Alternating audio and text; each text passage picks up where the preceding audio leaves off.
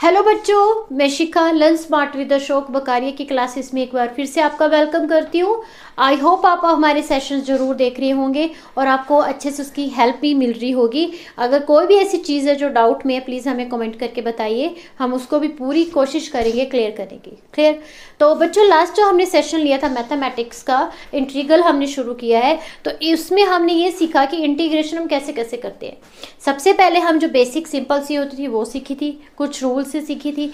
फिर हमने bye substitution सीखी थी, बाय पार्ट सीखी थी और बाय पार्शियल फ्रैक्शन सीखी थी। तो लास्ट जो सीखी थी हमने बाय पार्ट सीखी थी, जिसमें हमने आइलेट को डिस्कस किया था। अगर जिन बच्चों ने प्रीवियस सेशन नहीं देखे हैं, प्लीज़ उन्हें ज़रूर देखिए। तो आज हम इसी को ही आगे बढ़ाएंगे। एक आपका लास्ट टॉपिक बच जाता है इंटीग्रेशन का, इसके बाद हम इसकी एप्लीकेशन शुरू करेंगे, जहां से आपका 5 या 6 नंबर का क्वेश्चन पेपर में बनता है, आपको पता होगा। ठीक है, तो आज जो हम पढ़ेंगे लिमिट्स के अंदर कैसे हम सॉल्व करते हैं। लिमिट्स के अंदर हम कैसे सॉल्व करते हैं आपके क्वेश्चंस। ठीक है, कैसे उसको लिखते हैं, जो आपके फिजिक्स में भी यूज होते हैं। फॉर एग्जाम्पल, एक क्वेश्चन मैंने लिया है सिंपल सा, x+1 एंड इनटू dx है एंड लिमिट्स -1 एंड 1। फर्स्टली आप ये समझिए कि लिमिट का क्या मीनिंग है।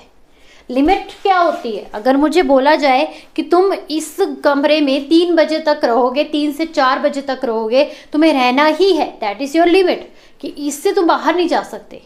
ठीक है, उसी तरीके से ये एक लिमिट होती है कि आपकी वैल्यू यहाँ से लेकर वहाँ तक वेरी करिए, इससे आगे पीछे नहीं जा रही। ठीक है, तो सिंपल है बच्चों, बहुत सिंपल है। सबसे पहले आपने क्या करना है, इसको आपने इंटीग्रेट करना है, जैसे कि आप सिंपल वे में करते हो। अगर आपको आती है बड़े अच्छे से तो आप डायरेक्ट कर सकते हो, नहीं आती है तो देखिए कैसे करना है, स्टेप बाय स्टेप चलना है। पहले हम इसको थोड़ा सा सेपरेट करके लिख लेते हैं, ऐसे करके। कांस्टेंट की होती है ना, कांस्टेंट की क्या होती है, x होती है, बट यहाँ पे तो अभी x नहीं आएगा, यहाँ पे कांस्टेंट टर्म लिखेंगे, -1 1 एंड 1 इंटू dx। ठीक है, फर्स्टली इसकी करते हैं, तो ये आएगी हमारे पास में x² पावर ऐड होती है एंड डिवाइडेड बाय 2 एंड इसकी लिमिट। अब आपने इंटीग्रेशन का साइन हटा के इस साइन में इसको इंडिकेट करना है और यहाँ पे प्लस, यहाँ पे -1 लगाना है, मतलब कि इंटीग्रेशन का साइन जो है वो रिमूव कर देना है, क्योंकि हम कर चुके हैं।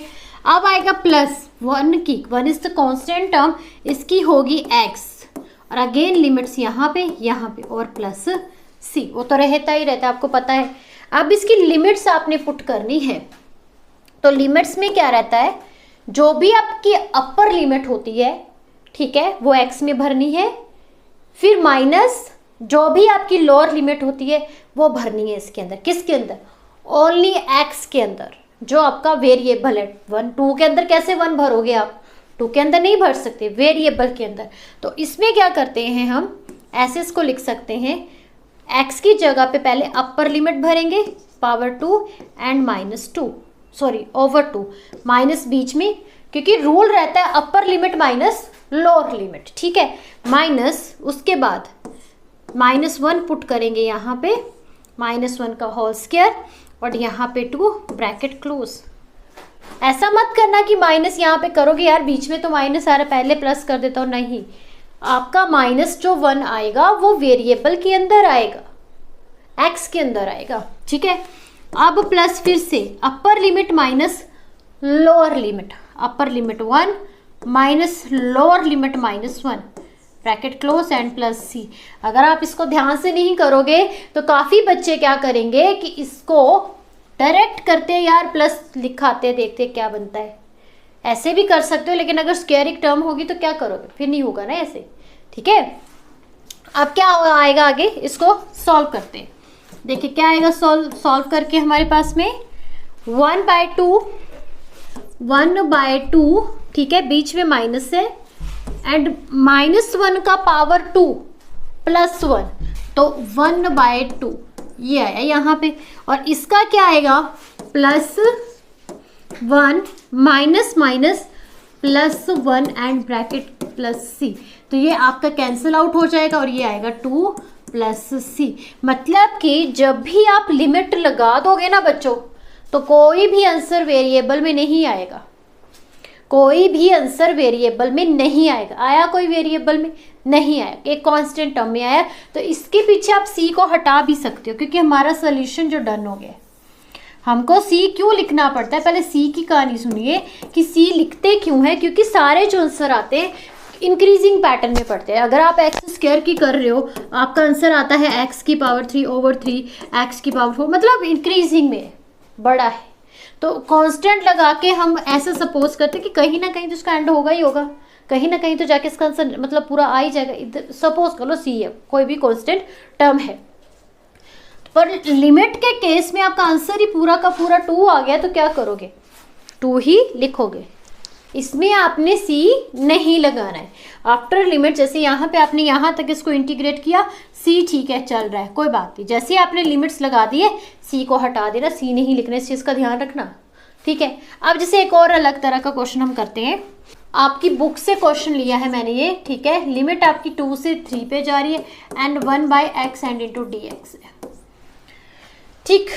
1/x की इंटीग्रेशन क्या रहती है, बोलिए ज़रा क्या होती है, सोचिए अपने दिमाग में क्या होती है। 1/x की पढ़ी होगी आपने, पढ़ाई है मैंने भी। log x क्या होती है, log x। तो लिमिट्स कैसे रखेंगे हम, यहाँ पे ऊपर की, यहाँ पे नीचे की। अब लगा दीजिए यहाँ पे अपर लिमिट किसके अंदर, x के अंदर। log की जगह पे कुछ ऐसा मत करना, वेरिएशन x की किसी वेरिएबल में होगी, 3 minus log 2 and log 3 minus log 2 कैसे लिख सकते हैं इसको, log m minus log n। ये होता है आपके पास में log m/n। अगर बीच में प्लस होगा तो वो मल्टीप्लिकेशन में होगा, कैसे वो भी मैं बता देती हूँ कि log m plus log n कैसे होता है, log m इंटू n ऐसे लिखा जाता है, ठीक है। तो आपका आंसर क्या आएगा इस केस में, log 3/2। आप फिर से सी लिखोगे इसके अंदर, नहीं लिखेंगे सी हम कहीं पे भी अब लिखेंगे नहीं, क्योंकि हमारे आंसर ही सारे के सारे आ रहे हैं, क्योंकि हमको लिमिट दे रखी है कि आपने यहाँ से यहाँ तक चलना है, यहाँ से यहाँ तक ही आपने आंसर को फाइंड आउट करना है, ठीक है। चलिए एक और क्वेश्चन करते हैं हम। अब चलते हैं थोड़ा सा क्वेश्चन को चेंज करके लिखते हैं हम क्वेश्चन लेते हैं 0π/4 आ जाएगा तो क्या करेंगे भाई, time sin 2x and dx है, ठीक है। इससे रिलेटेड बच्चों, लिमिट से रिलेटेड आपकी कुछ प्रॉपर्टीज भी हैं, वो हम नेक्स्ट सेशन में डिस्कस करेंगे। अभी हम यही करेंगे कि अगर सिंपल वे में होगा तब करोगे क्या। प्रॉपर्टी से क्वेश्चन आपको जरूर पेपर में बन जाता है, बट मैं चेक करूंगी कि न्यू सिलेबस में है या नहीं है, ठीक। तो इसको इंटीग्रेट करना है हमने, तो इंटीग्रेट कैसे करेंगे sin 2x की, sin x की क्या रहती है, sin x की अगर मुझे सिंपल करनी हो तो क्या आती है sin x की, माइनस cos x आती है। और जो भी आपका x का कोफिशिएंट होता है वो उसके ओवर में आता है। अगर कोफिशिएंट 1 है तो 1 ओवर में आएगा, 2 है तो 2 ओवर में आएगा, तो इसका तो कोई भी नहीं, तो इसका 1 आएगा, ठीक है। तो इसी तरीके से इस क्वेश्चन को आपने करना है। कैसे करोगे आप इसको इंटीग्रेट करके लिखोगे यहाँ पे minus cos 2x and over 2 and यहाँ पे π/4 और यहाँ पे 0, ठीक है। आप क्या लगाना है, upper limit minus lower limit, minus cos 2 upper limit π/4, ठीक है, /2 एंड माइनस, अब माइनस आगे है आपका, यहाँ पे माइनस नहीं है कि जिसकी वजह से मैं डायरेक्ट उसको प्लस नहीं कर सकती, ठीक है। तो ये प्लस में लिखा जाएगा और ये हो जाएगा cos 2x की जगह पे 0 एंड /2 ब्रैकेट क्लोज, ठीक है। अब आपको वैल्यूज देखनी है कौन कौन सी, कैसे कैसे आप कर सकते हो। अब मोस्टली बच्चे क्या करते हैं, मैंने देखे हैं, वो यहाँ से 2 को 2 कैंसिल आउट कर देते हैं। ऐसे नहीं होता है, ऐसे कैंसिल आउट नहीं होता कि आप इस नीचे से इस नीचे 2 को कर दोगे, नहीं। इसका मीनिंग क्या है कि जब मान लीजिए कि 2x है, इसका मीनिंग है कि एंगल आपका डबल x है, 2x है, ठीक है। जैसे अगर 1x है मीन्स की मल्टीप्लाई विद 2, तो इसके जैसे ये π/4 आपका होता है 45, π/4 होता है 45 मीन्स की इंटू 2, तो एंगल बन जाएगा 90 का, तो वो बन के आएगा यहाँ पे माइनस कोस 1/2 को बाहर लेना है और यहाँ पे लिखना है 90 डिग्री, ठीक है। और आपको पता होगा इसका भी 1/2 बाहर ले लीजिए और ये आपका cos 0 मीन्स कि ये सारा का सारा 0 हो जाएगा। मैंने काफ़ी बच्चे देखे जो इस चीज़ में आके कंफ्यूज हो जाते हैं, वो 2 ऊपर से 2 नीचे से कैंसिल ऐसे नहीं करता, ये एंगल है, ये अलग चीज़ है, ये अलग चीज़ है, ठीक है। अब देखिए cos 90 की वैल्यू क्या रहती है, क्या होगी, 0 होगी। cos 90 की वैल्यू क्या होती है, 0, ये सारी की सारी खत्म होगी। और cos 0 की कितनी होती है, 90 91 1 होती है, ठीक है। तो ये आएगा 1/2 × 1, तो ये आंसर आपका आ जाएगा 1/2, ठीक है। ठीक है बच्चों, चलिए एक और अलग तरह का क्वेश्चन करते हैं। हमने आपका अलजेब्रिक का कर लिया, ट्रिग्नोमेट्री का कर लिया और आपका लॉगरिथमिक का भी कर लिया। चलिए एक्सपोनेंशियल का आएगा तब क्या करते हैं उसको करके देखते हैं, ठीक है। सपोज करिए e की पावर x है और यहाँ पे आपको दे रखा है 4 to 5, कुछ भी लिमिट दे रखी है, कुछ भी लिमिट्स दे रखी है। तो ex की क्या होती है, ex की ex ही रहती है और इसका कोफिशिएंट कहाँ आता है, उसके ओवर में आता है। तो 5 and 4, तो e की पावर 5 एंड e की पावर 4, जब आप इसमें से कॉमन ले लोगे तो यहाँ पे बनेगा e -1। तो ये सिंपल सा क्वेश्चन आपका क्या है, आंसर है, ठीक है। अगर ये आपको 1 मार्क में भी बन सकता है, ऐसा कि नहीं आएगा, ये आपको पढ़ना सारा पड़ेगा। ये e2x एंड dx, मान लीजिए कि 2 ले लिया मैंने, 2 ले लिया। अब क्या करेंगे यहाँ पे फिर से लिमिट्स, चलो 4 and 5 कुछ भी लगा दीजिए। तो e की पावर 2x है तो इसका इंटीग्रेशन यही रहेगा, पहले ex का जो रहता है वही रहेगा। फिर 2x का अलग से करेंगे तो वो उसके ओवर में आएगा, उसके ओवर में आएगा, ठीक है। और यहाँ पे जाके क्या बनेगा, ये 5 and 4, तो ये बनेगा e 1/2, बाहर ले सकते हो ऐसे, e 2 की पावर × 5 मीन्स की 10 एंड माइनस e 2 की पावर 4 मीन्स की 8। तो इस तरीके से आप इसको सिंप्लीफाई करके इसका आंसर निकाल सकते हो। बस आपने इंटीग्रेशन का ध्यान रखना है कि इस चीज़ को आपने कैसे सोल्व करना है। चलिए एक और क्वेश्चन करके देखते हैं, ये लास्ट क्वेश्चन है। अगर आपको इससे रिलेटेड कोई और क्वेश्चन समझ में नहीं आ रहे या कुछ डाउट में, कमेंट में प्लीज़ डालिए, हम उसको ज़रूर समझाएंगे। अब हमने लास्ट सेशन में आईलेट का पढ़ा था, चलिए उसी से रिलेटेड अब इस क्वेश्चन को हम करते हैं। आपने जितनी भी इंटीग्रेशन पढ़ ली है सारी की सारी यहाँ पे आनी है, बस फ़र्क इतना है कि लिमिट में आनी है, लिमिट्स में दे रखी होगी, ठीक है। क्या करेंगे, आईलेट को याद कीजिए, आईलेट को याद कीजिए थोड़ा सा, क्या था ILATE, A means algebraic, E means exponential, exponential taken as a number 2 and algebraic taken as a 1। Clear, what is the rule of by part, क्या था, first function as it integrate second function and minus differentiate किसका, first function का, फिर integrate किसको, second function को, और जो भी आंसर आएगा उसके सभी को क्या करना है, इंटीग्रेट करना है। अब जरूरी नहीं है कि इसमें आपको सिंपल क्वेश्चन पूछेंगे, आपको आईलेट से भी पूछा जा सकता है, करना वही है जैसे आपने पीछे के मेथड सीख रखे, सब वैसे करने, बस आपको लिमिट्स लगानी है, ऐड क्या करना है, लिमिट करनी है। जैसे उसमें आपका कांस्टेंट प्लस सी करके आंसर आएगा, इसमें प्लस सी करके आंसर नहीं आएगा, इसमें कोई ना कोई परफेक्ट वैल्यू आपको मिल जाएगी, ठीक है। ये फर्क है दोनों में। x इंटीग्रेट ex, लिमिट साथ में रखिएगा, लिमिट को मत स्किप करिएगा। अब फिर से क्या आएगा यहाँ पे 0 to 1 एंड dx किसका, 1 का, 1 क्या था, x था, इंटीग्रेट 0 to 1, 0 to 1 नंबर 2 पे क्या है, ex है, ठीक है। आप ex, हाँ जी ex लिख लीजिए dx, और यहाँ पे इसका dx ऐसे करके लिख सकते हो, इसको एज ए नंबर 1 भी ले लीजिए, क्या पता कहीं पे कोई चीज़ रिपीट हो जाए, ठीक। अच्छा x करा, e की पावर आपने कर दिया यहाँ पे x, और उसकी आपने लिमिट लगानी 1 to 0, ठीक है। और यहाँ पे आएगा -1, अभी जिसको करना x की होती है 1, और यहाँ पे क्या आएगा, फिर से e की पावर x का लिमिट 1 to 0, 1 to 0 है ना, थोड़ा सा मतलब एक के अंदर एक क्वेश्चन, एक के अंदर एक क्वेश्चन, बट करना तो पड़ेगा। एंड इनटू dx आएगा। अब क्या करेंगे, आगे करिए, इसको कैसे कर सकते हैं हम, ये बन जाएगा x e की पावर आपका 1 माइनस e की पावर 0, ब्रैकेट क्लोज, ठीक है। इसके बाद minus integrate 0 to 1 and ex की फिर से क्या आएगा, e की पावर 1 माइनस e की पावर 0, एंड इसको आपने इंटीग्रेट करना है अब, ठीक है, इसको आपने इंटीग्रेट करना है।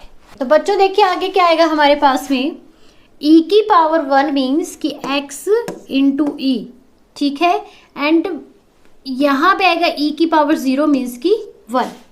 क्लियर, ई की पावर 0 किसके बराबर रहती है, 1 के इक्वल होती है। आगे इसको भी वैसे कर लीजिए, 0 to 1 एंड यहाँ पे आएगा ई और यहाँ पे आएगा 1 एंड इनटू dx।